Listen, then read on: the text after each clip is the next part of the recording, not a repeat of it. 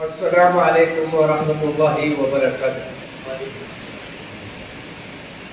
आज આપણે 13 એપ્રિલના દિવસે જે જમા થયા છે, આપણે ખાસ કરીને આજના કાર્યક્રમની અંદર જલિયાવાલા બાગના શહીદોની યાદમાં એક કાર્યક્રમ આપણી ટીમ તરફથી આયોજિત કરવામાં આવ્યું છે। આજે જલિયાવાલા બાગના લોકોને યાદ કરવા ભારતની પરિસ્થિતિના અનુસંધાનમાં બહુ જરૂરી છે। એ જોતા આપણે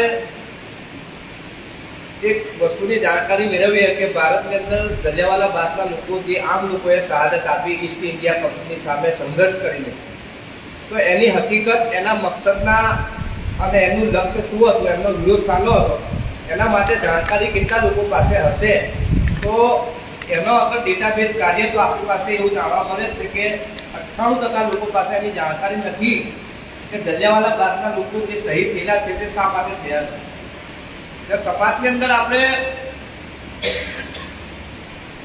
ભણેલા લોકો પણ હોય છે, દુનિયાનું એજ્યુકેશન હાસિલ કરેલા લોકો, એમને પણ સવાલ આપણે કરીએ છીએ કે ભાઈ જલિયાવાલા બાગના લોકો જે શહીદ થયા છે તો એમનો મકસદ શું હતો? તો એ લોકોનું કહેવું એવું છે કે દેશની આઝાદી માટે શહીદ થયા છે, પણ હકીકતમાં એ છે કે જલિયાવાલા બાગની અંદર જે ક્રાંતિકારી લોકો ભેગા થયા અને તે બેસાખીનો જે ત્યાં પર્વ હતો, તહેવાર ઉજવતો હતો, એ તહેવારની અંદર ક્રાંતિકારી લોકોએ પોતાના વિચારો માટે એક સભા રાખી। એ સભાને દબાવવા માટે અને એ સભાના માધ્યમથી એક નવી ક્રાંતિ ભારત વર્ષમાંથી આવી રહી હતી, એને ખતમ કરવાના પ્રયાસ રૂપે જનરલ ડાયર તરફથી આદેશ આપવામાં આવ્યો કે આ લોકોને ગોળીઓથી ફોડી નાખવામાં આવે અને શહીદ કરી દેવામાં આવે। એવું કહેવામાં આવે છે કે એ જલિયાવાલા બાગની અંદર બાળકોથી લઈને ઓરતો અને વૃદ્ધ લોકો સુધીની હત્યાઓ થઈ છે અને એના સરકારી ડેટા કહે છે કે 400થી આજુબાજુના લોકોની ત્યાં નરસંહાર થયું, પણ સરકારી ડેટા સિવાય ડેટા જોવા જઈએ તો 2000થી વધારે લોકોનું ત્યાં નરસંહાર થયું હતું। આજે ભારત વર્ષની અંદર જે સત્તા પર બેઠેલી સરકાર છે, એ સરકાર પોતાનો ઇતિહાસ બનાવવા માટે નવા ઇતિહાસને રચી રહ્યું છે અને જૂના ઇતિહાસ જેવા જલિયાવાલા બાગને ખતમ કરવાના પ્રયાસ રૂપે ઘણા સાજિશો કરી રહી છે। અહીંયા સુધી જોવામાં આવે છે કે ભારત વર્ષની અંદર નવા નવા કાયદા બનાવીને સરકાર પોલિસી અપનાવી રહી છે, ચાહે કિસાન વિરોધી હોય, મજદૂર વિરોધી હોય કે દેશના આદિવાસી સમુદાયના વિરોધમાં કાયદા બનાવીને તે પરિસ્થિતિ નિર્માણ કરેલી છે। એનો જ્યારે વિરોધ કરવામાં આવે છે તો કિસાનોને અલગાવવાદી, આતંકવાદી, નક્સલવાદી કહીને મીડિયા થકી પ્રચાર કરવામાં આવે છે અને દેશ વિરોધી કહેવામાં આવે છે। અને જ્યારે હાલની અંદર વકફ કાનૂન બનાવીને સરકાર મુસ્લિમ સમાજની વકફ પ્રોપર્ટી ઉપર કબજો કરવા જઈ રહી છે, તો એ વકફ કાનૂનનો વિરોધ કરશે તો મુસ્લિમ સમાજને જલિયાવાલા બાગની ધમકી આપવાનો પણ પ્રયાસ થઈ રહ્યો છે। અને એ બાકાયદા મહારાષ્ટ્રના એક નેતા સંજય નિરુપમના એમના પોતાના તરફથી આ સ્ટેટમેન્ટ આવેલું છે કે મુસલમાનોને ધમકી આપેલી છે કે અમે જલિયાવાલા બાગ બનાવી દઈશું તો તમે વકફ કાનૂનનો વિરોધ કરજો। તો મુસ્લિમ સમાજે આજે જલિયાવાલા બાગના લોકોને યાદ કરવા ખૂબ જરૂરી છે અને એમનું મિશન શું હતું? હું તો અહીંયા સુધી કહું છું કે અગર આ વસ્તુને આપણે સમજી લઈએ કે જલિયાવાલા બાગના લોકોની શહાદત શું હતી, શાના માટે હતી, તો પણ એક મોટી ક્રાંતિ આવી શકે છે। અને જલિયાવાલા બાગના લોકોની શહાદત પછી ભારતની અંદર કેવી રીતે વ્યવસ્થામાં બદલાવ આવ્યો એ પણ આપણને બહુ મોટું બેનિફિટ આપી શકે છે। પણ આજે જનમાનસની વ્યવસ્થા એટલી ડગમગી ગઈ છે અને સામાજિક સંતુલન એટલું વિખરાઈ ગયું છે કે જેનાથી તાનાશાહી વધી રહી છે। અને તાનાશાહી આપણે જોવા જઈએ તો ભારત વર્ષની અંદર પૂંજીવાદી લાવવામાં બહુ તેજી સાથે કામ કરી રહી છે, ઘણી તેજી સાથે। તો આના માટે મુસ્લિમ સમાજે પોતાનો જે રોલ નિભાવવો જોઈએ ભારત વર્ષની અંદર આજે પણ નબળો છે। આજે આપણે જોઈએ કે આપણા ભરૂચ જેવા શહેરની અંદર વકફ કાનૂનના અંદર કે યુસીસીના કાનૂનના માધ્યમથી જે જનચેતનાઓ ઉભરવી જોઈએ, જનમાનસની અંદર જે ચિંતાઓ ઉભરવી જોઈએ એ ઉભારવામાં આપણા લોકો એટલા સક્ષમ છે નહીં। આપણે માનીએ કે કોઈ સરકારની નીતિનો વિરોધ કરી લઈએ, 500, 5000, 10,000, 25,000 લોકોને સડકો પર ઉતારી દઈએ, પણ એનાથી કોઈ મોટું પરિવર્તન આવવાનું નથી. જરૂરત એ વસ્તુની છે કે સરકારની તમામ નીતિઓ, ચાહે એ મુસ્લિમ વિરોધી હોય, આદિવાસી વિરોધી હોય, દલિત વિરોધી હોય, આ દેશના કિસાન વિરોધી હોય, મજદૂર વિરોધી હોય, એવી તમામ નીતિઓનો આપણે એનાલિસિસ કરવું પડશે. અને મુસ્લિમ સમાજે પોતાની ખાલી વક્ફની અને યુસીસીના લડાઈ માટે ખાલી આગળ આવવાની જરૂર નથી. આજે આપણે જરૂરત એ વસ્તુની છે અને મુસ્લિમ સમાજ એટલો સક્ષમ પણ છે કે ભારતના બીજા સમુદાય માટે પણ પોતાના રસ્તા ખોલીને બતાવી શકે છે. આજે આ વિષયમાં કે જલિયાવાલા બાગના લોકોની યાદ માટે મને નથી લાગતું કે ગુજરાતમાં કોઈ એક કાર્યક્રમ થયો હશે. આપણે અલ્લાહ રબ્બુલ ઇજ્જતની બહુ મોટો કરમ છે, અહેસાન છે કે અલ્લાહ તાલાએ માનવ સમાજ માટે કહીએ કે દેશની તાનાશાહી ઈસ્ટ ઇન્ડિયા કંપની સામે સંઘર્ષ કરનારા લોકોને ઇતિહાસને યાદ કરવા માટે આપણને આજે અલ્લાહ તાલાએ મોકો આપ્યો. ઈસ્ટ ઇન્ડિયા કંપની સામે જે લોકોએ પોતાનો બળવો પુકારેલો એનું કારણ મુખ્ય હતું રોલેટ એક્ટ બનાવવાનું કારણ. તે સરકારે તે વખતે રોલેટ એક્ટ બનાવેલો. રોલેટ એક્ટ એનો મતલબ એ હતો કે તે વખતે સરકારની કોઈ પણ પોલિસી સામે કોઈ પણ વિરોધ કરશે તો એને સીધો, જેવી રીતે હમણાં યુએપીએ ને કાયદાનો કાનૂન છે કે કોઈ પણ વાંક વગર, કોઈ પણ ગુના વગર એને અગર સરકારી કોઈ પણ અધિકારી એવું કહે કે આ દેશ વિરોધી છે તો એને સરકાર જેલોમાં નાખી દે છે. તેવી રીતે મુસ્લિમ સમાજના ઘણા લોકો આજે જેલોમાં ફસાયેલા છે ને પછી 10, 15, 20, 30 વર્ષ પછી એ લોકો છૂટે છે. એવો જ એ કાયદો બનાવેલો રોલેટ એક્ટ. એ રોલેટ એક્ટ એટલા માટે બનાવવામાં આવેલો કે એનો જ્યારે આપણે ઇતિહાસ વાંચીએ છીએ કે 1914 ની અંદર જ્યારે જાપાનની અંદર એક યુદ્ધ છેડવામાં આવ્યું, વિશ્વ યુદ્ધ છેડવામાં આવ્યું અને જાપાનના તાનાશાહ જે માનવ સર્જિત ને માનવતાને ખતમ કરીને પોતાની તાનાશાહી લાગુ કરતો એવો તાનાશાહ જે હતો તેના તરફથી જે પ્રયાસ થયો તે વિશ્વ યુદ્ધ થયું. ત્યાર પછી ઇન્ડિયાની અંદર જે બ્રિટિશ શાસનનું ઈસ્ટ ઇન્ડિયા કંપની પોતાનું શાસન ચલાવતી હતી એના માધ્યમથી ઇન્ડિયન ગવર્મેન્ટને એક એક્ટ બનાવેલો. એનું કારણ હતું કે ઇન્ડિયાની અંદર કોઈ પણ સરકાર વિરોધી કોઈ પણ બળવો થાય તો એને રોકવા માટે સરકાર યા સરકારી સિસ્ટમ કામ કરશે. થયું એમ તો 1914ના વિશ્વ યુદ્ધ પછી થોડા વર્ષોમાં હાર થઈ જાપાનની અને 1919ની અંદર 6 એપ્રિલના દિવસે ભારતની અંદર એક રોલેટ એક્ટની જાહેરાત કરવામાં આવી, જેવી કે હમણાં વકફ એક્ટની જાહેરાત કરવામાં આવી છે. એ રોલેટ એક્ટની જાહેરાત કર્યા પછી, હાલાકે આ રોલેટ એક્ટ જે બનાવવામાં આવ્યો હતો તેની ચર્ચા પહેલાથી ચાલતી હતી. એ ચર્ચાના અનુસંધાનમાં જ્યારે 6 એપ્રિલ 1919માં જ્યારે જાહેરાત થઈ તો જે ક્રાંતિકારી લોકો હતા તે લોકોએ સડકો પર એનું આંદોલન ચાલુ કરી દીધું. સડકો પર આંદોલન કરવાની સાથે સાથે જ્યાં પણ સામાજિક તહેવારો હતા, ધાર્મિક તહેવારો હતા, ત્યાં જઈને એ લોકો સરકારની આ ખોટી નીતિઓ વિરોધ લોકોને જાગૃતિ લાવવાનું ને જન આક્રોશ ઉભારવાનું કામ કરતા હતા. જનરલ ડાયરને થયું કે જો આજે પંજાબના લોકો ને પંજાબની અંદર મુસ્લિમ સમાજમાંથી પઠાણ લોકો અને શીખ સમુદાયના લોકો મોટી સંખ્યામાં આ ક્રાંતિમાં જો સામેલ થયા અને આગળ વધ્યા તો ભારત દેશની અંદર મોટી ક્રાંતિ સર્જી શકે છે. એ મોટી ક્રાંતિનો એમને એમ હતો કે 1857ની જે ક્રાંતિ થઈ ત્યાર પછી 62 વર્ષની અંદર ભારત વર્ષમાં કોઈ ક્રાંતિ થઈ ના હતી. પણ જલિયાવાલા બાગના આંદોલન પછી એ લોકોને એવું થયું હતું ઈસ્ટ ઇન્ડિયા કંપનીને કે આ જો આંદોલનને આપણે ખૂટલી દેવામાં ના આવ્યું, આ આંદોલનને આપણે ખતમ કરવામાં ના આવ્યું તો એ સમય આવશે કે આપણે 1857 જેવા દિવસો જોવા પડશે કે બધી શક્તિ ભેગી થઈ જશે અને ઈસ્ટ ઇન્ડિયા કંપનીને અહીંયાથી ભગાડી મૂકશે.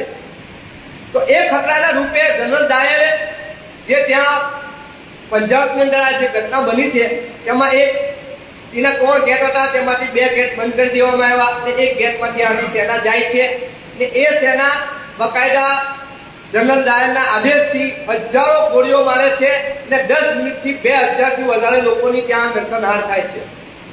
આજની તારીખે 13 એપ્રિલ 1919ની આ ઘટના બનેલી છે. એ વિરોધનો કાયદાનો બનાવવાનો વિરોધમાં ઈસ્ટ ઇન્ડિયા કંપની જે કાયદો બનાવતી હતી, ક્રાંતિકારી લોકોનું કહેવું એવું હતું કે તમે વિદેશી લોકો છો, વિદેશથી આવીને તમે અમારી ઉપર નિયંત્રણ નથી કરી શકતા, કાયદા બનાવીને અમને કંટ્રોલ નથી કરી શકતા, તો એના અનુસંધાનમાં એ આંદોલન દબાવવામાં આવ્યું. આજની પરિસ્થિતિ પર આજે પણ એ જ છે. આજે તાનાશાહી લોકો અને ખાસ વિચારધારાના લોકો, RSS થી ચાલતા લોકો એમના ફાયદાના અને પૂંજીવાદને ફાયદા થાય એવા કાયદા બનાવી આ દેશની લોકશાહીને ખતમ કરી રહેલા છે. અને સંવિધાનમાં જે દાયરો આપેલો છે એ દાયરાથી ઉપર ઉઠીને કાયદા બનાવવાની જે પોલિસી અપનાવી રહેલી છે એના વિરોધમાં મુસ્લિમો હવે થોડા જાગ્યા છે એવું કહેવાય. પણ હજુ પણ આપણા ભરૂચ જિલ્લાના મુસ્લિમો એટલા જાગ્યા નથી. હજુ ઘણી મહેનતની જરૂર છે. આપણે જોઈએ છે કે ગુજરાતભરની અંદર ગવર્મેન્ટ UCC કાનૂન લાવી રહેલી છે. એની અંદર ભરૂચ જિલ્લા સિવાય બીજા જિલ્લાઓમાં થોડી થોડી બેદારી છે, પણ આપણા ભરૂચ જિલ્લામાં એટલી નથી. એનું કારણ છે કે આપણી પાસે સોશિયલ મુવમેન્ટ નથી, સામાજિક જાગૃતિ લાવવા માટેની કોઈ સંસ્થાઓ નથી.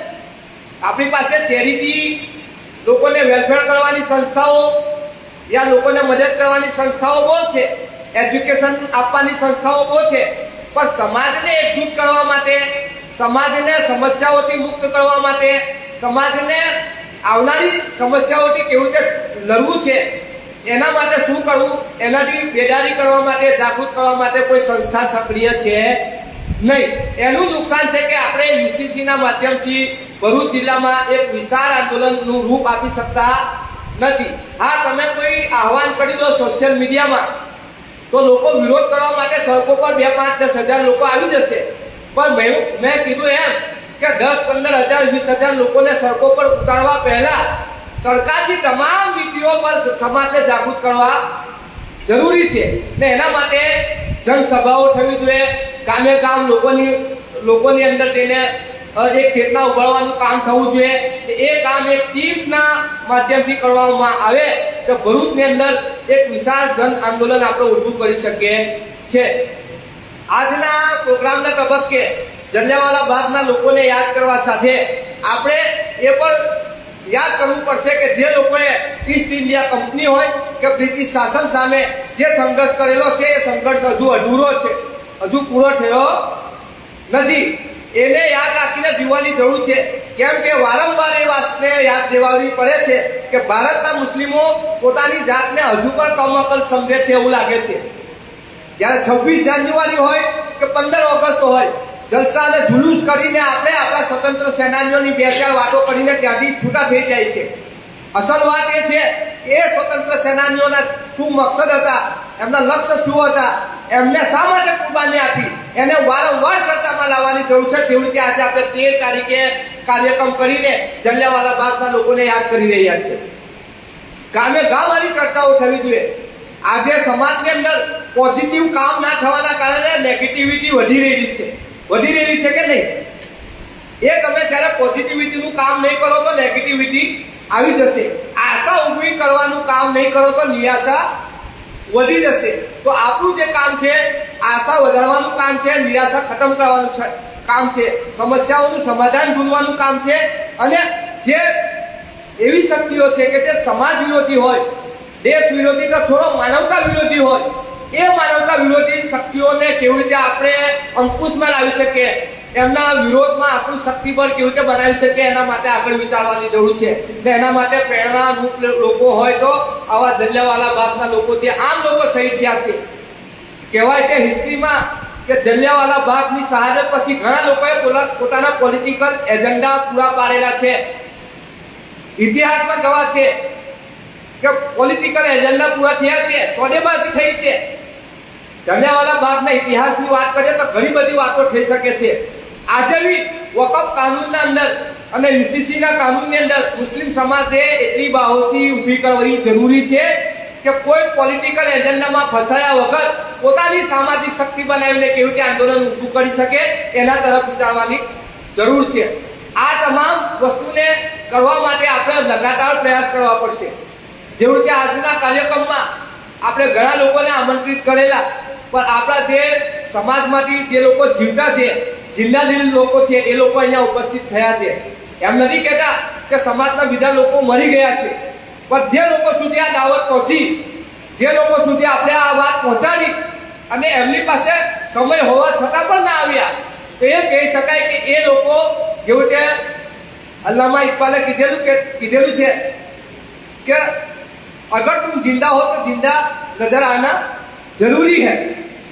तो आज તમે શ્વાસ લઈ રહેલા છો, વિચારી રહેલા નથી, તમે જોઈતા રહેલા છો કે આટલા બધા હાલાત ખરાબ છે, પણ એને વિચારવા પછીમાં આગળ સ્ટેપમાં સમાજમાં કોઈ સારું કામ થતું હોય એમાં પાર્ટિસિપેટ થવા સમાજનો હજુ તબક્કો તૈયાર થયો નથી। પણ આપણે હાર માન્યા વગર લગાતાર આ પ્રયાસો ચાલતા રહીશું અને સમાજની અંદર એક નવું જનમાનસ ઊભું કરવું જરૂરી છે, ખાસ કરીને યુવાનોમાં। આજે ભરૂચની અંદર જોવાય છે કે ભરૂચના યુવાનોમાં ખાસ કરીને ક્રિકેટનો શોખ બહુ છે। એ ક્રિકેટના શોખમાંથી કેવી રીતે બહાર કાઢવા, એમની અંદર સામાજિક ચેતનાઓ કેવી રીતે ઉગાડવી, સામાજિક જવાબદારીઓ ઉઠાવવા માટે કેવી રીતે યુવાનોને તૈયાર કરવા, એ કામો કરવા બહુ જરૂરી છે। એની સાથે સાથે આપણા ભરૂચ વિસ્તારની અંદર ઘણા એવા કામો કરવા જરૂરી છે કે જે કામો હમણાં આપણે જો ના કર્યા તો આવનારા સમયમાં એ કામ ડબલ થઈ જશે। તો એ સામાજિક મુવમેન્ટ કરવા માટે પણ આપણે એક ટીમ બનાવવાની જરૂર છે અને ઇન્શાઅલ્લાહ આપણી ટીમ તરફથી એવા લોકોને આપણે જાહેર કરીશું કે આપણી એક ટીમ છે અને અલગ અલગ ક્ષેત્રે કામ કરીને સમાજને નાના મોટા કામ કરીને ઉપયોગી થશે। આજના આ તબક્કે હું મારી વાત કહેતા અહીંયા પૂર્ણ વિરામ આપું છું અને આગળ જે આજે આપણે ચર્ચાનો એક વિષય રાખ્યો છે કે ભારત વર્ષની અંદર જે તાનાશાહી સરકાર અને પોતાની સત્તા માટે ધર્મ અને જાતિના નામ પર જે સમાજને અને દેશને વહેંચી રહી છે અને પૂંજીવાદી વ્યવસ્થા તરફ જે સરકાર આ દેશને લઈ જઈ રહી છે, એના માટે આપણે કઈ દિશામાં વિચારવું જોઈએ એ માટે હું આપણા મુસ્તાકભાઈ છે એમને કહેશ કે આવે એમને બે વાત કહી આ વાતને ઉપર થોડુંક લોકો હમી જાગૃતિ લાવે। આવો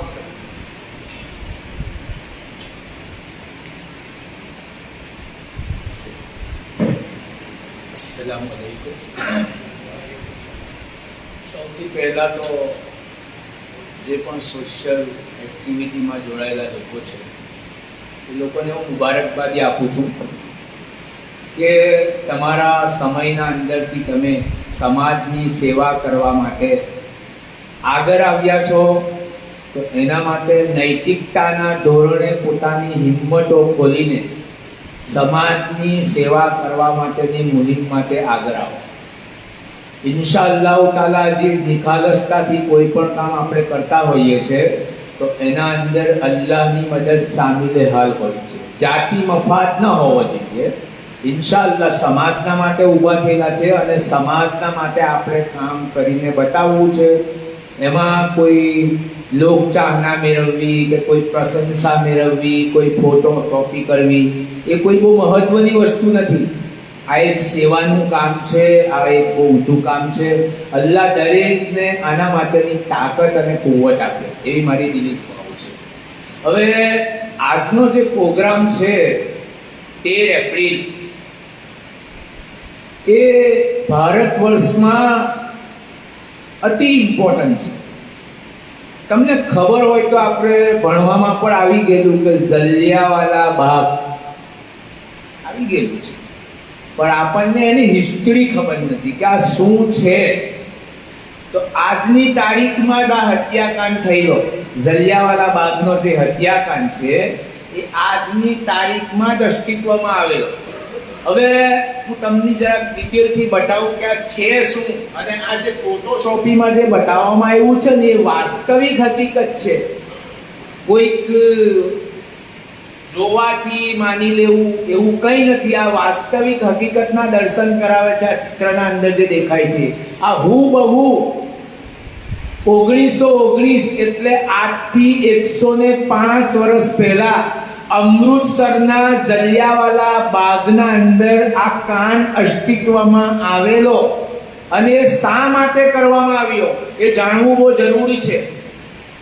ભારત વર્ષમાં 19મી સદીમાં આઝાદીની ક્રાંતિની ચળવળ ચાલુ થઈ। અહીંયા અંગ્રેજો હતા, એના પહેલા વલંદાઓ આવ્યા, ફિરંગીઓ આવ્યા, ઘણા બધા આવ્યા। પહેલા રાજા મહારાજાઓની રાજ હતું, બરાબર। હવે 19મી સદીમાં જ્યારે આઝાદીની ક્રાંતિની ચળવળ ઊભી થઈ અને દરેક ધર્મના લોકો જ્યારે એક સમૂહમાં ભેગા થયા, નાત જાતના ભેદભાવ વગર એક પ્લેટફોર્મ પર આવી ગયા કે આપણે ભારત વર્ષને આઝાદી અપાવીને જ રહીશું.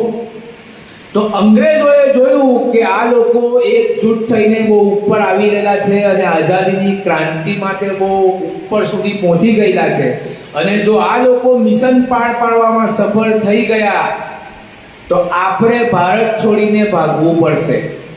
મારો અવાજ આવે છે? તો 6 એપ્રિલે ગાંધીજીએ આજે રોલેટ એક્ટ, આ એક એવો કાયદો છે કે જેની કોઈ FRI નહીં, જેની કોઈ કોર્ટ કચેરી નહીં, જેની કોઈ સુનવાઈ નહીં, જેવા તમે 2 માણસો ભેગા થયા એટલે ડાયરેક્ટ જેલમાં, આની કોઈ સુનવાઈ નહીં, કોઈ ક્રિમિનલ પ્રોસિજર નહીં, ડાયરેક્ટ જેલમાં નાખી દેવાના. નજરબંધની સજા પણ હતી આમાં, એનું પણ પ્રાવધાન હતું. તો ગાંધીજીને 6 એપ્રિલે દેશવ્યાપી હડતાલ કરી આના માટે, લોકોને જાગૃત કરવા માટે. 8મી એપ્રિલે ગાંધીજીને એરેસ્ટ કરી લેવામાં આવ્યા. જો આ સાંભળવા જ આ બધું પ્રી પ્લાનિંગ થી થાય છે, અને આજે પણ પ્રી પ્લાનિંગ થી થાય છે. તો ગાંધીજીને 8મી એપ્રિલે એરેસ્ટ કરી લેવામાં આવ્યા, અને 9મી એપ્રિલે એ જમાનાના પંજાબના 2 લીડરો, ઘણા બાહોશ અને અંગ્રેજોની નજરમાં એમ હતું કે આ મુસલમાનોની આગેવાની સંભાળે એવા 2 છે. એક હતા સત્યપાલ મલિક. કોણ હતું ભાઈ? સત્યપાલ મલિક. અને એક સરફુદ્દીન કલુઝી. આ 2 વ્યક્તિઓ હતા. આ 2 વ્યક્તિઓને અંગ્રેજોએ એરેસ્ટ કરી લીધા રોલેટ એક્ટના માથે, અને ડાયરેક્ટ જેલમાં. હવે પબ્લિકના જ્યારે લીડર હતા, પબ્લિકમાં એમનું માન સન્માન હતું, પબ્લિક એમને આવો ભગત કરતી હતી અને પોતાના આગેવાન માનતી હતી. પબ્લિકે વિચાર્યું કે હવે કરવું શું? આપણે જો રોડ પર આવીશું તો આપણે પણ રોલેટ એક્ટના અંદર આપણને પણ ડાયરેક્ટ જેલમાં નાખી દેશે. હવે આપણે વિરોધ કેવી રીતે બતાવવો? તો તે જમાનાના ડેપ્યુટી કલેક્ટર પાસે ગયા, ડેપ્યુટી કલેક્ટર પાસે, અને રજૂઆત કરી કે અમારા 2 નેતાઓને તમે જે નજરબંધ કર્યા છે એમને તમે છોડી આપો. તો તાનાશાહી એ જમાનામાં પણ હતી અને તાનાશાહી આજે પણ છે. કાન ખોલીને સાંભળી લો. તો એ લોકો ઉપર લાઠીચાર્જ કરવામાં આવ્યો. જ્યારે લાઠીચાર્જ થયો તો પબ્લિક સ્વાભાવિક છે કે પોલીસની લાઠીથી શું થાય? પબ્લિક વિખેરાઈ. અને 13મી એપ્રિલે 1919માં પંજાબમાં બૈસાખીનો તહેવાર ધામધૂમથી મનાવવામાં આવે છે, અને આજે પણ મનાવવામાં આવે છે. એવું નથી કે ખતમ થયો, આજે પણ બૈસાખીનો તહેવાર એટલો જ ધામધૂમથી મનાવવામાં આવે છે. અને એ જમાનામાં 13મી એપ્રિલે પશુનો મેળો પણ ત્યાં હતો. હવે એ સમયમાં જ્યારે આપણા 2 નેતાઓને નજરબંધ કરવામાં આવ્યા, તો જલિયાવાલા બાગમાં ગણતરીના લોકો મીટિંગમાં બેસેલા હતા કે હવે આપણા 2 નેતાઓને આપણે કેવી રીતે છોડાવવા. તો ઇંગ્લિશ હુકુમતે બૈસાખીનો તહેવાર જે ચાલતો હતો એને બંધ કરાવ્યો, પશુનો મેળો ચાલતો હતો એને પણ બંધ કરાવ્યો. અને આ બધી પબ્લિકે વિચાર્યું કે હવે અહીંયાથી નવરા પડ્યા તો બધી પબ્લિક ગઈ જલિયાવાલા બાગમાં, પેલા લોકો હાથે જોઈન થઈ ગઈ. અને સ્વાભાવિક છે કે આજે કોઈક માણસ પોતાનો સમય કાઢીને કોઈ પ્રોગ્રામમાં જતો હોય અને એમ કેમ પ્રકારે પ્રોગ્રામ જો મુલતવી થાય કે કોઈ ડિસ્ટર્બન્સ ઊભું થાય તો પબ્લિક પોતાનો ટાઈમ કાઢવા માટે ક્યાં પણ ચાલી જાય. તો પબ્લિકે વિચાર્યું કે ચાલો જલિયાવાલા બાગમાં જઈએ. હવે ત્યાં ગયા તો ત્યાં જે પેલા 6-7 લોકો જે મીટિંગ કરી રહેલા હતા આપણા 2 લીડરોને છોડાવવા માટેના, તો મુખબીરોની કોઈ કમી નથી, આજે પણ નથી. મુખબીરો એ જમાનામાં પર હતા, બાતમીદારો. ત્યાં વાતચીત ચાલતી હતી, જનરલ ડાયરનો ડાયરેક્ટ કોન્ટેક્ટ, સાહેબ અહીંયા આવું થઈ રહ્યું છે. આજે પણ થાય છે, આજે પ્રશાસનના લોકો કે છે કે સાહેબ અમને કાં ખબર છે, તમારા માણસ શું કે છે કે અહીંયા આવું થાય છે, અમને કાં ખબર છે, અલ્લાહ અમારી હિફાજત કરે. તો ત્યારે પણ આ લોકો હતા. જનરલ ડાયરને કીધું કે ભાઈ આવું આવું ચાલે છે. હવે એ લોકોને ખતરો હતો કે ચાલો આ લોકો જો ઉરુજ પર આવી ગયા તો આપણે ભારત છોડવું પડશે. તો જનરલ ડાયર 50 સૈનિકો લઈને ગયા. કેટલા? 50. અને જલિયાવાલા બાગના 5 દરવાજા હતા. કેટલા? 5. એમાં 4 દરવાજા તમને ખબર હોય તો આપણી મસ્જિદોમાં પણ હોય છે. એક મેઇન એન્ટર હોય છે અને બીજા નાના નાના દરવાજા, જે શાદીના હોલ હોય ને એમાં પણ એવું હોય છે કે નાના નાના દરવાજા હોય, એમાંથી પબ્લિક એન્ટર થઈ શકે, અને એક મેઇન ગેટ. તો જનરલ ડાયરે બાકીના 4 ગેટને બંધ કરાવી દીધા અને મેઇન ગેટ પર લશ્કરને ઊભું કરી દીધું, પોતાના માણસોને. અને ત્યાં જઈને ડાયરેક્ટ ફાયરનો હુકમ આપી દીધો. શું કર્યું? ફાયરનો હુકમ. લોકોને ખબર નહીં કે આવો અમાનુષી અત્યાચાર કરવામાં આવશે. તો ત્યાં એક કૂવો હતો. કૂવો આજે પણ છે. તો લોકો જાન બચાવવા માટે એ કૂવામાં કૂદ્યા કે અગર કૂવામાં આપણે કૂદી જઈએ તો જાન તો બચી જશે. અને કેટલાક લોકો દિવાલ ફલાંગીને બહાર જવાની કોશિશ કરી. તો સાંભળજો દોસ્તો,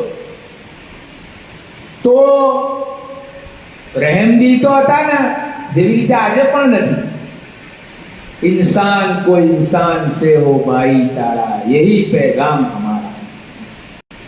ये गाना है, उसके ऊपर भी गौर किया जाए आज के दौर में.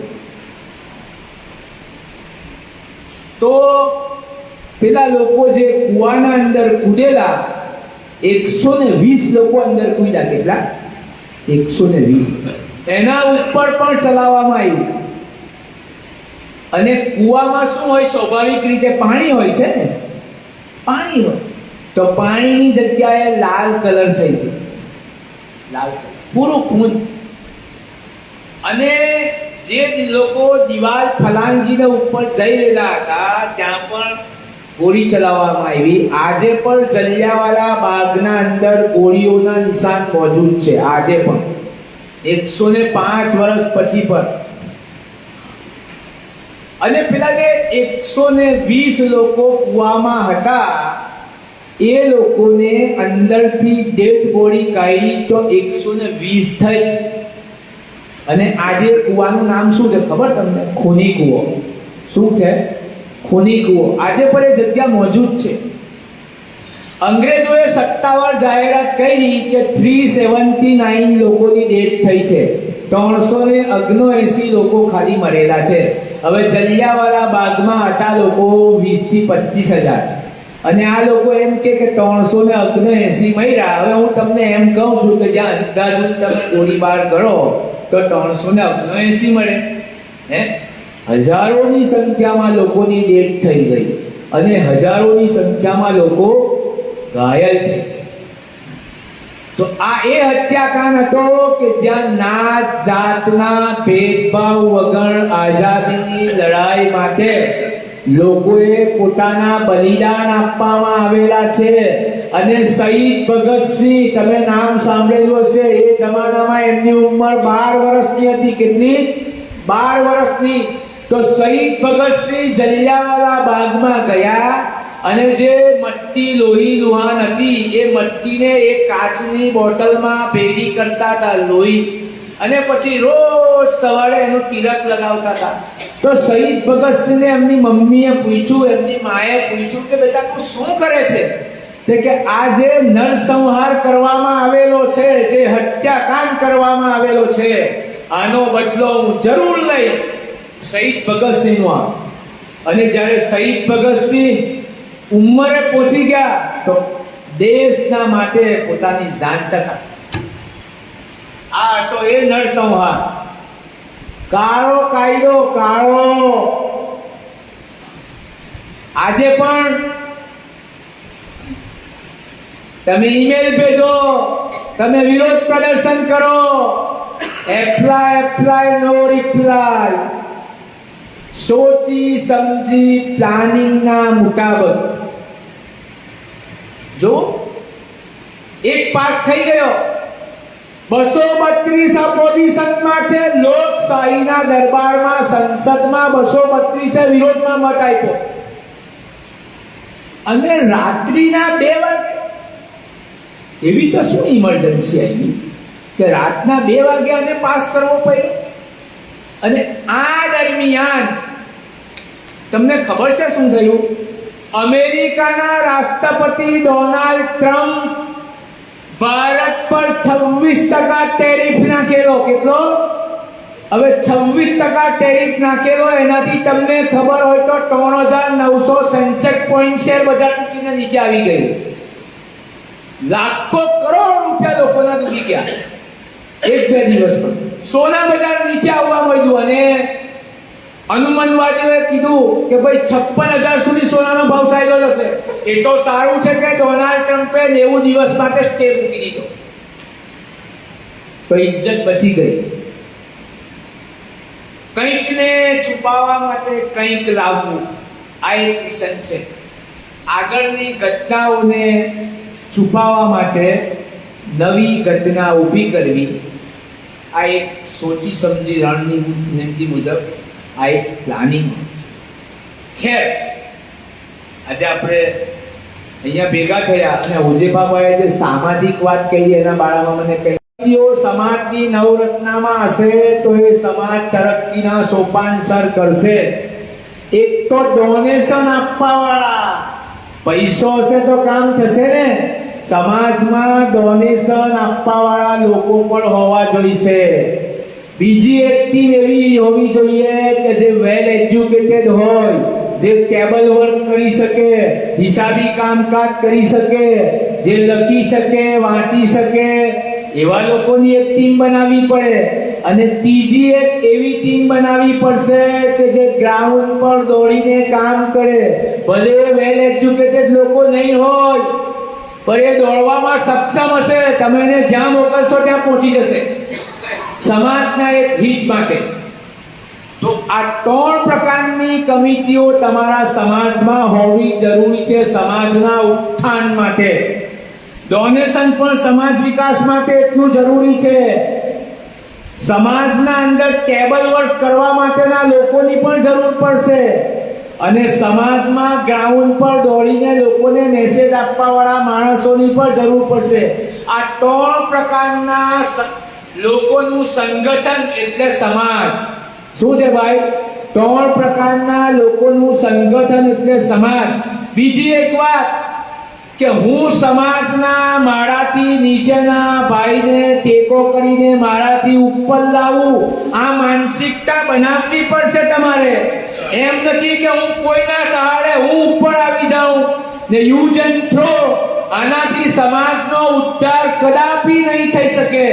મારા કરતા મારાથી નીચેનો માણસ ઉપર આવે એવું તમે જો અભિયાન લઈને ચાલશો તો ઇન્શાઅલ્લાહ તાલા જીત. વિકાસ સમાજનો થશે, વિકાસ વ્યક્તિનો થશે, અને વિકાસ તમારો પણ થશે. આ મિશનના માતહત સમાજમાં રહીને તમે સમાજનું કામ કરશો એવું મારું તમને આહ્વાન છે. હું પણ તમારો જ ભાઈ છું ને મારું વતન પર ભરૂચ જ છે, જંબુસર તાલુકો.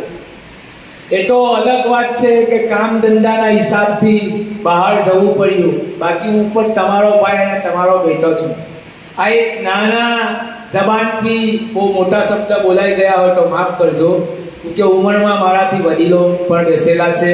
અને આપણી પરંપરા એવું કહે છે કે જ્યાં વડીલોની હાજરી હોય ને ત્યાં તમારે મર્યાદામાં રહીને જબાનનો ઉપયોગ કરવો, વાણીનો ઉપયોગ કરવો, વર્તનનો ઉપયોગ કરવો, શૈલીનો ઉપયોગ કરવો. આપણને શીખવવામાં આવ્યું છે. પણ માફ કરજો મારા વડીલો, તમારાને ઓવર કરીને મેં જે કઈ વાત કરી, તમારી ઇજાજત ખરેખર તો મારે લેવી જોઈએ. હું તમારાથી માફી ચાહું છું કે મારાથી ઉંમરમાં મોટા છે, મારાથી જે કંઈ પણ બોલાઈ ગયું હોય. અને ઇન્શાઅલ્લાહ મેં જે સમાજના માટે જે તમને ગાઈડલાઈન આપી ને એ રીતે તમે સમાજના ગ્રાઉન્ડ પર ઉતરશો ને તો ઇન્શાઅલ્લાહ તાલા હજી સમાજમાં બેદારી 101% આવશે.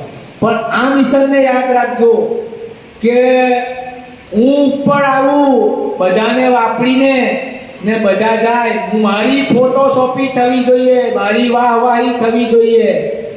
કદાપી સમાજ વિકાસ નહીં કરી શકે, કદાપી નહીં કરી શકે.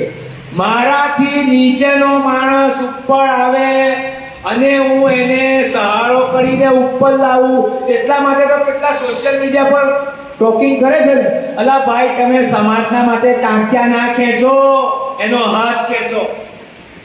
બીજી એક વાત કે એક રમૂજી છે, તમને આ તકે કહી દઉં કે એક માણસ ડૂબી રહેલો હતો. એક માણસ ડૂબી રહેલો હતો. હવે એક મારા જેવો બે વખત જતો હશે તો એણે એમ કીધું કે લા ભાઈ લાવ તારો હાથ મને આપ, હું તને બચાવી દઉં. તો પેલો ભાઈ હાથ નહીં આપે. હવે આ બુઝુર્ગ જેવા સમજદાર ઉમર રસીદાર સલાહિયત વાળા ત્યાંથી પસાર, ભાઈ શું થયું? અલા ભાઈ આ ડૂબી રહેલો છે, એને હું કહું છું કે લાવ તારો હાથ મને આપ, હું તને બચાવી લઉં. તો મને હાથ નથી આપતો. તો બુઝુર્ગે બહુ સારી સલાહ આપી કે ભાઈ મારા, તું એને એવું કે લે મારો હાથ. હું કીધું લાવ તારો હાથ એવું નહીં, લે મારો હાથ, હું તને બચાવી દઉં. તો બુઝુર્ગે જેવું કીધું એવું મેં કીધું કે લે મારો હાથ. તો પેલાએ તરત જ હાથ પકડી લીધો ને પેલાને બહાર કાઢ્યો. હવે મારા જેવા બે અકલાને સમજમાં નહીં આવી. તમે બુઝુર્ગને કીધું કે વડીલ મને સમજમાં નહીં આવી યાર, જાન તો એની બચી ગઈ, પણ આ આખું જે ગણિત હતું એ મારી સમજમાં નથી આવ્યું, કેમ આવું થયું? તો બુઝુર્ગે બહુ એક સારો જવાબ આપ્યો કે બેટા કેમ આવું થયું? આખી જિંદગી સમાજ પાસેથી લેવા માટેનો જ આગ્રહ રાખેલો છે, સમાજને કોઈ દિવસ કંઈ આપ્યું નથી. હવે બેટા તું એને કે લાવ તારો હાથ, હું તને બહાર કાઢું, તો એને આદત જ નથી આપવાની, તો એ ક્યાંથી તને હાથ આપવાનો હતો? એ તો તે કીધું કે લે મારો હાથ, તો કેવો તરત આપી દીધો હાથ? તો કે બેટા આ સાયકોલોજીકલ છે. સમજી ગયા મારા ભાઈઓ? આપણે સમાજમાં જઈને આ આહવાનને ચલાવવાનું છે અને પ્યાર મોહબ્બતથી. કારણ કે આપણા સમાજમાં અનએજ્યુકેશન બહુ છે.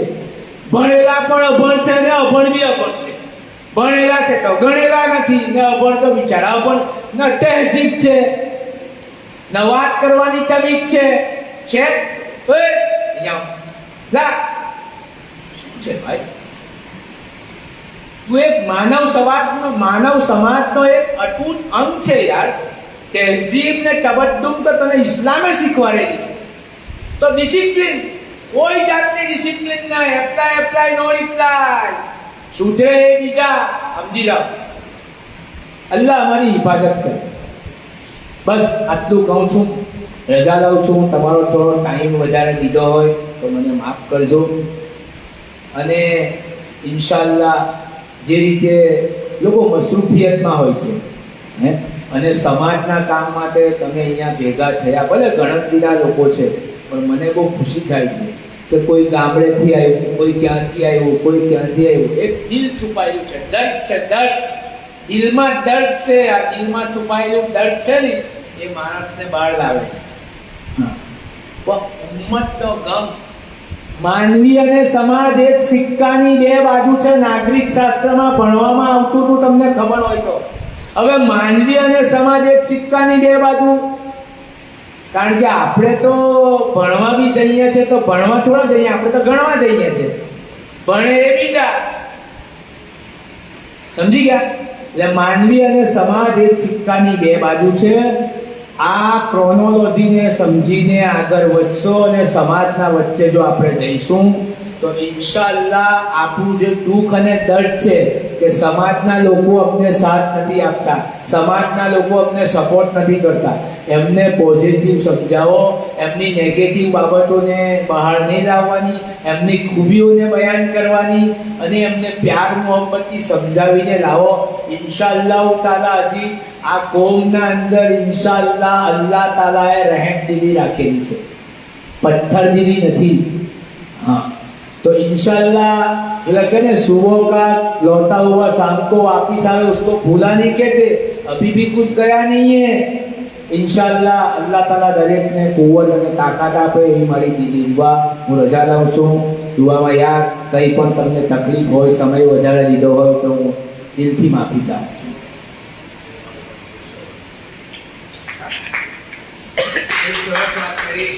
ખૂબ સરસ વાત કરી. માશાઅલ્લાહ અમારા સકીરભાઈ આવેલા છે ને આજના પ્રોગ્રામના અનુસંધાનમાં હું કહીશ કે આપણા ઈસુમાં છે માશાઅલ્લાહ ઘણા એક્ટિવ છે. એમને બી ઘણી બધી વાતો હોય છે સમાજને એક ચેતના ઉભારવાની, જાગૃત કરવાની. તો એમને કહીશ કે આવીને પોતાનું વક્તવ્ય અહીંયા મૂકે કે આજે ભરૂચ જિલ્લાના મુસ્લિમ સમાજ માટે જે આપણી ટીમ તરફથી વારંવાર પ્રયાસ થાય છે તો એમાં આપણી તરફથી કોઈ ભૂલ થતી હોય તો તમે મંચ પર આવીને વાત કહી શકો છો. તો એમાં કઈ રીતે આપણે સુધારો લાવી શકીએ તો ઇસરોમાં આવો.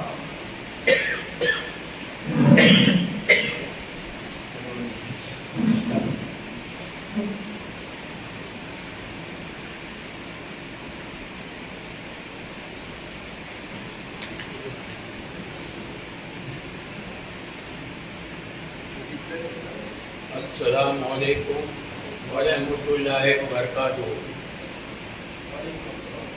अस्सलामुअलैकुम वरहमतुल्लाहि वबरकातुहू. वालेकुम अस्सलाम वरहमतुल्लाहि भाइयों, खुशीभाई पटेल साहेबे અને મુસ્તાકભાઈ સાહેબે ઘણી બધી વાતો એવી કીધી જે આપણે જાણતા ન હતા અને જાણી. 13મી એપ્રિલ એક એવો દિવસ હતો જે આપણને શીખવણ પણ આપી જાય છે. 13મી એપ્રિલનો દિવસ આપણને શું બોધપાઠ આપે છે કે આપણે પણ આવી રીતનું તૈયાર રહેવું પડશે અને આના માટે આપણે આવા તૈયાર નહીં રહીએ અને જાગૃત નહીં થઈએ તો આપણી પાછળની ઓલાદ આપણી પાસે હિસાબ માંગશે કે આપણા વડીલો શું કર્યું આપણા માટે. તો આપણે લોકોને ભેગા કરવા માટે ગામે ગામ જઈ અને આ મુદ્દા બતાવવા પડશે કે ભાઈ એટલું ભણાવો, છોકરાઓને ભણાવવાથી, મદરસામાં પઢાવવાથી, મૌલવી બનાવવાથી, ડોક્ટર બનાવવાથી, એન્જિનિયર બનાવવાથી કામ નહીં ચાલે, પરંતુ સમાજને એક કરવું પડશે. હવે આપણા સમાજની અંદર અનેક ફિરકાઓમાં આપણે વહેંચાયા છે. તો એ બધા ફિરકાઓને બાજુ પર મૂકી અને દરેક ફિરકાવાળા એક પ્લેટફોર્મ પર લાવવા માટે એક જાહેર સભાનું આયોજન કરવું જોઈએ અને આવું આયોજન દર વર્ષે કરવાનું અને મોહબ્બત વધારવાની. મુસ્તાકભાઈ સાહેબે કીધું કે આપણે જ્યારે કોઈ એ હોય તો પોતે નેતા બનવા પડે, એ ખોટું છે. આપણાથી નીચો છે એ કેમ નેતો ના બને, આપણે બાજુ પર બેહીને, એ બહુ ઊંચી વાત છે. હજૂર સલ્લલ્લાહુ અલૈહિ વસલ્લમ અબુ બકર સિદ્દીક રદિયલ્લાહુ તઆલા ને દો ચાહતા હતા. હઝરત બિલાલ રદિયલ્લાહુ તઆલા ને દો ચાહતા હતા. હવે બિલાલ રદિયલ્લાહુ તઆલા ને એવા ચાહતા હતા કે એમની અજાન વગર પોતે સાજી સવાર ના થઈ. અને આ બધા ઇતિહાસને જુઓ તમે કે કુરબાની, ઇસ્લામે પહેલી કુરબાની માંગી. કુરબાની એ લોકોએ આપી. હું જંગે ખંડક હોય કે જંગે ઓહદ હોય કે બીજા ઘણા બધા જિહાદ થઈ ગયા હજૂર સલ્લલ્લાહુ અલૈહિ વસલ્લમના વખતમાં. અને જ્યારે ફતેહ મક્કા થયું અને આપણે જ્યારે આગળ આવ્યા અને ઇસ્લામ આખી દુનિયામાં ફેલાયો, ત્યાર પછી આપણે એમની પાસેથી શું લીધું? આપણે તો કંઈ ના લીધું. આપણે તો કંઈના કંઈ છે. અને ફિરકાઓમાં આવી જાય ને એકબીજાના પગ ખેંચવા માંડ્યા, આપણે એકબીજાને અદેખાઈ કરવા માંડ્યા. ભાઈ ભાઈના નથી થતા, હું પડોશીને નથી થતા, તો ગુમના થવા કેવી રીતના થશું આપણે? તો આપણે ઘરમાંથી ચાલુ કરવાનું છે. અલ્લાહની રહેમતથી અમે 4 ભાઈ અત્યારે ભેગા રહીએ. અમારો પરિવાર 4 ભાઈનો છે, 4 ભાઈ ભેગા રહીએ. 4 અમારા છોકરાઓ છે, છોકરા ભેગા રહેતા હતા. અને અમારે સારી રીતે ચાલે. સગી બહેનોને લીધે અમારા 4 ભાઈનો ઓળખો અત્યારે એ કામે કામ હાથે જ હોય, બજારમાં હોય, કંઈ કામે સમાજમાં જવું હોય, કંઈ હોય હાથે જ હોય. તો આપણાથી શરૂઆત કરવાની. તો પહેલું તો આપણે સાચું બોલવું પડશે. સાચું બોલ્યા વગર હજુ સલાસમ આપણાથી રાજી થાય નહીં. તો પહેલા આપણે સાચું બોલવું પડશે. આપણે સાચું બોલીશું, પડોશી સાચું બોલશે, પડોશી સાચું બોલશે, 40 ઘર સાચું બોલશે, આખું ગામ સાચું બોલશે અને આખો જિલ્લો સાચું બોલશે. એવી રીતના દરેક મુસ્લિમો સાચો બોલતો થઈ જશે. હજુ સલાસમ રાજી થશે. બીજું કે કોઈના હક ન મારો. ભાઈ હોય, બહેન હોય, વાઈસ સાહેબ હોય, ફળિયાવાળા હોય, અલ્લાહની મખલુક હોય, દરેકના હક ધારો. આપણા ગામમાં રહેતા આદિવાસી હોય કે ઓબીસી ક્લાસના હોય કે કોઈ હોય, હરિજન હોય, એમની સાથે તમારો વર્તાવ કેવો, એમની સાથે સારો વર્તાવ રાખવો પડે છે. તો એવી રીતના આપણી સાથે અને ઇસ્લામનો ફેલાવો પણ થશે. તો આપણે આપણા માટે નહીં પેદા થયા, આપણે માનવજાત માટે પેદા થયેલા છે. ઇસ્લામને આગળ ફેલાવવા માટે પેદા થયેલા છે. ઇસ્લામ તો આપણે ફેલાવી નથી શકતા, અનેક ફિરકાઓમાં વેચાઈ ગયા છે. તો અનેક ફિરકાઓના જે આલિમો છે એ આલિમોને સમજાવીને, આલિમોને બધા ફિરકાવાળા આલિમોને એક જગ્યાએ એકત્રિત કરી અને આપણે કહેવાનું કે ભાઈ આપણે બધા ભેગા તારે તમારો અકીદાનો પ્રસ્તાવ છે કે તમે તમારા અકીદા પર ચાલશો. સુન્ની સુન્નીના અકીદા પર ચાલે, જમાતી જમાતીના અકીદા પર ચાલે, શિયા શિયાના અકીદા પર ચાલે, પણ આપણે બધા ભેગા. કારણ કે જઈ લગીને આપણે એક નહીં થઈએ, એક જોગમાં નહીં આવીએ ત્યાં સુધી આપણે વિખરાઈ લઈશું. વધુ સલાસમ એનાથી નારાજ છે. અલ્લાહ પાક પરવરદિગારી ફિરકાઓમાં વહેંચાઈ ગયા તેનાથી નારાજ છે.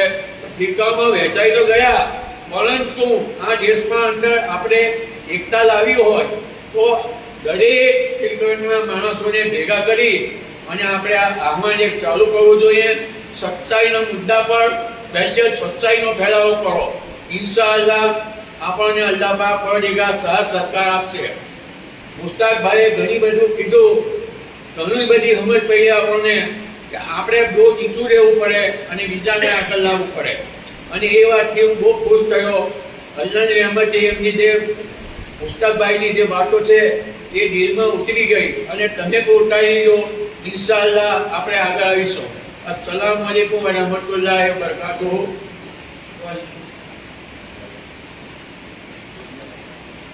વાલેકુમ અસલામ. આપણા ઈસુમાં માશાઅલ્લાહ 75 થી વધારે વર્ષ થઈ ગયા છે.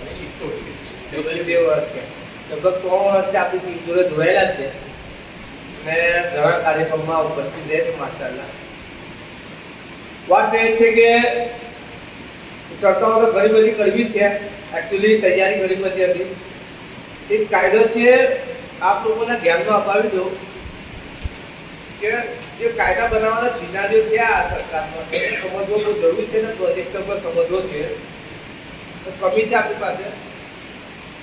ફોરેસ્ટ રાઇટ એક્ટ બનાવેલો છે આ લોકોએ, જે વકફ કરતો એવી ખતરનાક છે.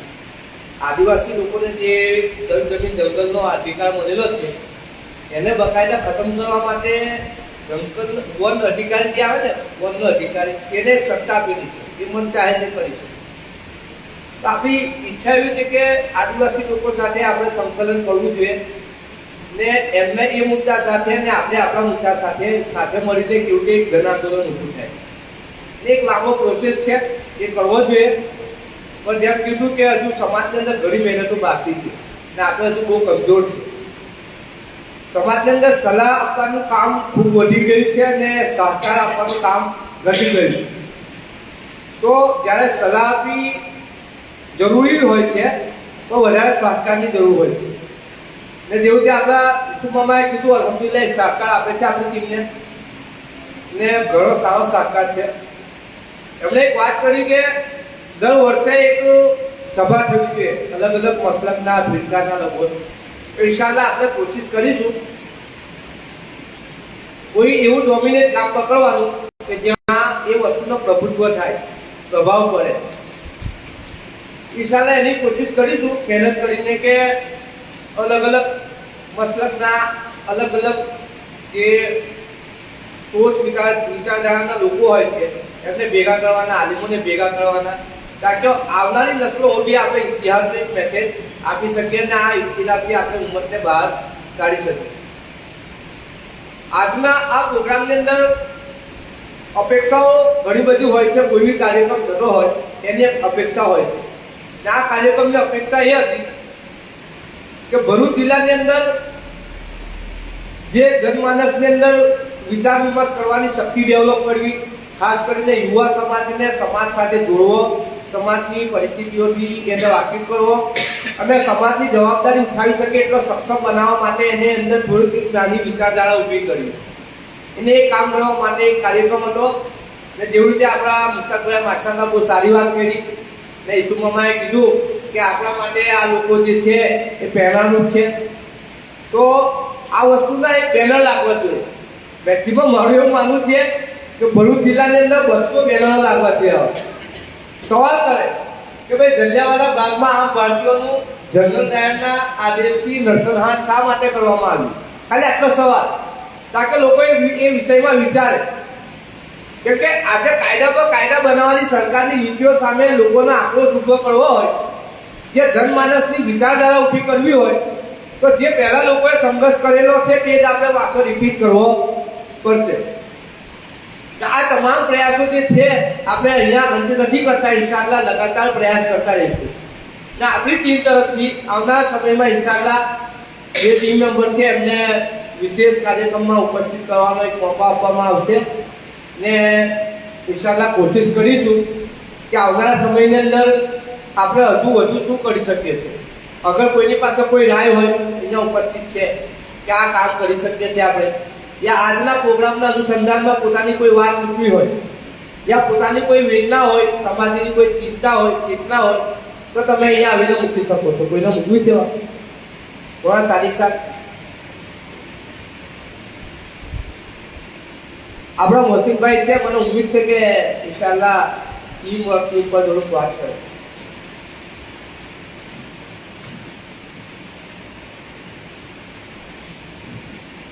अस्सलाम वालेकुम. હું હિન્દીમાં વાત કરીશ તમારી સાથે. મને હિન્દીની પ્રેક્ટિસ વગેરે. मैं पिछले 10 साल से भरूच में काम कर रहा हूँ सोशल फील्ड पे. मैं बॉम्बे से बिलोंग करता हूँ और मैं एक मानवाधिकार संगठन से जुड़ा हुआ हूँ. हालांकि मुझे बहुत सारा इस टॉपिक पे बात करना है, लेकिन मेरा गला खराब होने की वजह से मैंने उनके तो वैसे मना किया. लेकिन मुझे ऐसा लगा कि कुछ बातें मुझे बोलनी चाहिए जो अब तक नहीं सुनी गई. समाज को जोड़ने की बात मैं तो बचपन से ही सुन रहा हूँ, लेकिन हम क्यों कहाँ पे अटक रहे हैं, उसकी वजह क्या है, किस बात का हमको डर है, आज तक मुझे समझ में नहीं आया. हाँ, मेरा एजुकेशन कम, मैं सेल्फ एम्प्लॉयड हूँ, मैं अपना खुद का बिजनेस करता हूँ छोटा मोटा. उसके बाद भी मैं डॉक्यूमेंट वर्क का काम करता हूँ, कॉलेज जितना भी लीगल का काम बोले तो कोर्ट का काम.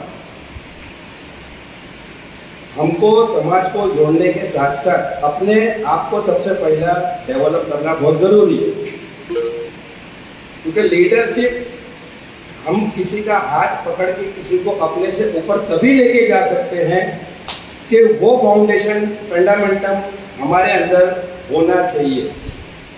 और जो फाउंडेशन का काम होता है वो दिखता नहीं है, लेकिन वो बहुत सारा बोझ उठाता है. और वो बोझ जब उठाता है ना, तो उसके ऊपर बहुत अच्छे अच्छे आकृतियाँ और बहुत अच्छे अच्छे बिल्डिंग डेवलप होते हैं. तो मेरा कम से कम इतना कहना है कि हमको बेसिक आज के दौर के हिसाब से, और अभी तो बहुत सारी फैसिलिटीज आ गई है सोशल मीडिया के माध्यम से, थोड़ा बहुत दिन में 10-5 मिनट निकल के लॉ के तरफ ध्यान हमारा डाइवर्ट करना पड़ेगा और हमें कायदे कानून की जानकारी को प्राप्त करके लोगों तक पहुंचाना पड़ेगा. और दूसरी बात डिसिप्लिन की, मुझे बहुत अच्छा लगा जो चीज़ को मैं फील कर रहा था. मुझे ऐसा लगा कि मेरी बात को बोलने वाला भी एक बंदा है जो मेरी बात को समझ रहा है. जो हमारे भरूच जिले के अंदर, खासकर मुस्लिम समाज के अंदर जो डिसिप्लिन होना चाहिए, हालांकि ये डिसिप्लिन हमको सिखाया हमारे हुजूर ने. मानव अधिकार का कॉन्सेप्ट सबसे पहले दुनिया में आया तो हुजूर के माध्यम से आया, और इस बात का मुझे गर्व है. कि मैं जिस समाज से बिलोंग करता हूँ, मैं जिस रिलीजियस को बिलोंग करता हूँ, उस रिलीजियस का मैसेंजर खुद एक मानव अधिकार का फाउंडर है और उसके जैसा कोई हो ही नहीं सकता। लेकिन हमको जो चीज हमने बचपन से सीखा, समझा और जानने की कोशिश नहीं कर रहे हैं कि मानव अधिकार है क्या, जो पूरा का पूरा डेडिकेशन हमारा कुरान शरीफ के अंदर लिखा है। और एक दूसरी बात बहुत अच्छी तुमको बताता हूं मैं कि यूनाइटेड नेशन ने 30 आर्टिकल्स लिखे हैं मानव अधिकार के। 30 आर्टिकल्स मतलब 3 अनुच्छेद, हिंदी में बोला जाए तो 3 अनुच्छेद है उसके। और उसको एक बेसिक नजरिए से हम देखें तो हमारे कुरान शरीफ में भी 30 पारे हैं। तो कुरान शरीफ से आगे दुनिया की सोच पहुंच ही नहीं सकती। जब मेरे आई और उसके अंदर बात आया शहीद भगत सिंह का, तो अल्लाह के फजलो करम से शहीद भगत सिंह के पोते, उनके हाथों से मुझे सम्मानित भी किया गया दिल्ली के इतने बड़े मंच के ऊपर। और दिल्ली की सिंगम कही जाने वाली एसपी इंस्पेक्टर, उन्होंने भी मुझ जैसी शख्सियत को वहाँ पे सम्मानित किया पुरस्कार से, उसका भी मुझे गर्व है। और इंशाअल्लाह समाज पर और इस्लामी भाइयों को मैं हमेशा इस सेवा करने के लिए तहे दिल से शुक्रगुजार हूँ। और इस प्लेटफॉर्म को प्रोवाइड करने के लिए हमेशा हुज़ैफा भाई तत्पर रहते हैं और जब चाहे तब वो बुलाकर यहाँ तक पहुँचने के लिए जो भी मेहनत करते हैं, तो इंशाअल्लाह हुज़ैफा भाई जब भी ज़रूरत पड़ेगी मैं तो पहुँच ही जाऊँगा। अगर कोई आपको दुख पहुँचा आपके इतने फ़ोन होने के बाद या जो भी आपसे रास्ता नहीं हो रहा है, तो मैं भी अपनी पर्सनल लाइफ में कुछ थोड़ा बिजी हूँ, लेकिन इंशाअल्लाह मैं आपको वक्त दूँगा। और मैं अपनी बात यहीं पर ख़त्म करता हूँ। मेरी बातों का इंशाअल्लाह हम ध्यान रखेंगे और आने वाले दिनों में हम एक दूसरे के लिए जो भी हो सके, जरूरी नहीं है कि डोनेशन की बात आई तो हमको पैसा ही देना है। डोनेशन में बहुत सारी चीज़ें हैं। डोनेशन में पैसे के बाद अगर हम करें तो समय बहुत बड़ा डोनेशन है। हम समय ही अगर हमारे समाज को देना तो बहुत बड़ा डोनेशन, इससे बड़ा डोनेशन हो ही नहीं सकता, मेरे को तो ऐसा लगता है। और हुज़ैफा भाई और कुछ शख्सियतें ऐसी है हमारे साथ में जो अपना काम धंधा छोड़ने के बाद अपना खुद का पैसा लगाकर भी टाइम देते हैं। और उसके बाद हम फील्ड पे जब देखते हैं लोगों को तो एक बात सुनने मिलती है जिससे हमको बहुत हर्ट होता है, अल्लाह हमारा हूँ फायदा उठाएगा नहीं। और हर चीज़ अगर फायदे के लिए की जाएगी तो आखिरत कभी सवरेगी। आखिरत संवारने के लिए खुद का डेडिकेशन अल्लाह की तरफ हमारा होना बहुत ज़रूरी है। हम नहीं बोलते कि 100% कोई नहीं कर सकता। वो एक हुजूर थे, अल्लाह ने उनको वो सब पावर दिया था, उन्होंने किया। अब उससे लेटेस्ट वर्जन आने वाला है ही नहीं, तो हमको उसके बारे में ज़्यादा सोचना भी नहीं है। लेकिन हमको एटलीस्ट हमारे जीवन का 1% डेडिकेशन हमारे समाज के लिए देना पड़ेगा, क्योंकि हमारे हुजूर ने दिया है। हमारे हुजूर ने समाज को सबसे पहले दिया है और सबसे बड़ा उन्होंने टाइम दिया। अपने जिंदगी का सबसे ज्यादा टाइम उन्होंने समाज के लिए डेडिकेट किया, हर तरीके से किया। तो इंशाअल्लाह इस बातों को ध्यान रखेंगे और इंशाअल्लाह नेक्स्ट टाइम ज्यादा जानकारी के साथ आप लोगों के सामने पेश होंगे इंशाअल्लाह।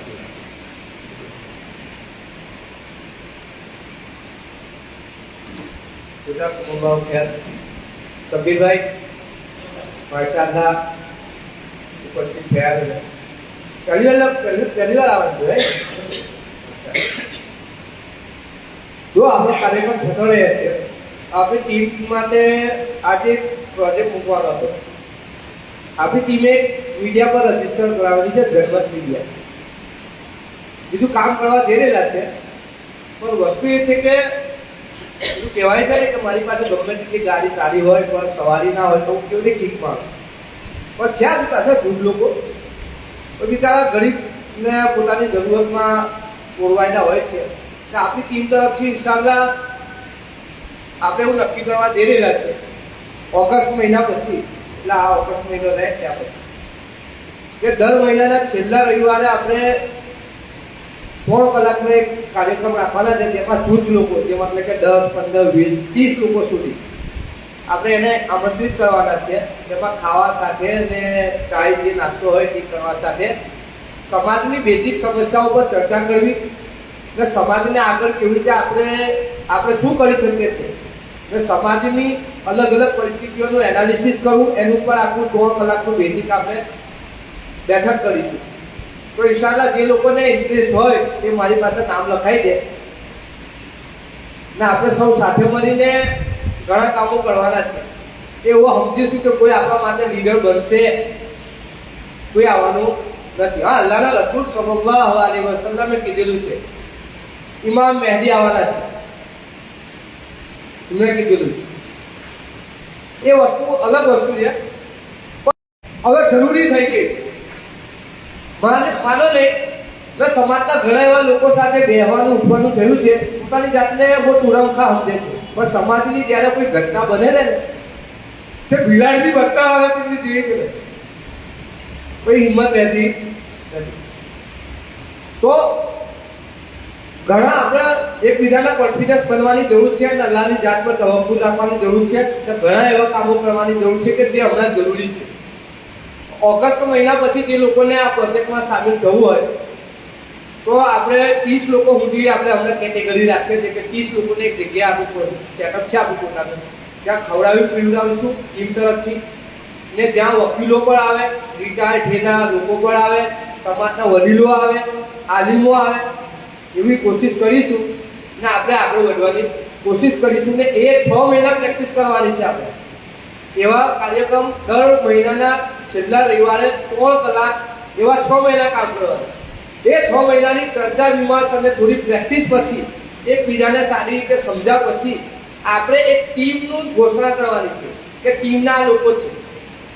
આવી રીતે આપણે ટીમ બનાવવા માંગીએ છીએ. મને ઉમ્મીદ છે કે આ વસ્તુમાં આપણે સફળ થઈશું. સમય આપણો પૂરો થયો છે ને આજના આ કાર્યક્રમમાં જે લોકો ઉપસ્થિત રહ્યા, પોતાનો કિંમતી સમય આપ્યો, એ બદલ હું આપનો આભાર વ્યક્ત નથી કરી શકતો, પણ એટલું કહીશ કે જલિયાવાલા બાગના લોકોની જે શહાદત છે તે અધૂરી છે, હજુ પૂરી કરવા માટે આપણાથી બનતા પ્રયાસો કરીશું. અને દુનિયાની અંદર ઇન્દ દીન ઇન્દલ્લાહિલ ઇસ્લામ, અલ્લાહના નિજામ લાવવા માટે ઇન્શાઅલ્લાહ ખૂનના આખરી કતરા સુધી આપણે સંઘર્ષ કરીશું. અલ્લાહ હાફિઝ. અસ્સલામુ અલૈકુમ વરહમતુલ્લાહિ વબરકાતુહુ.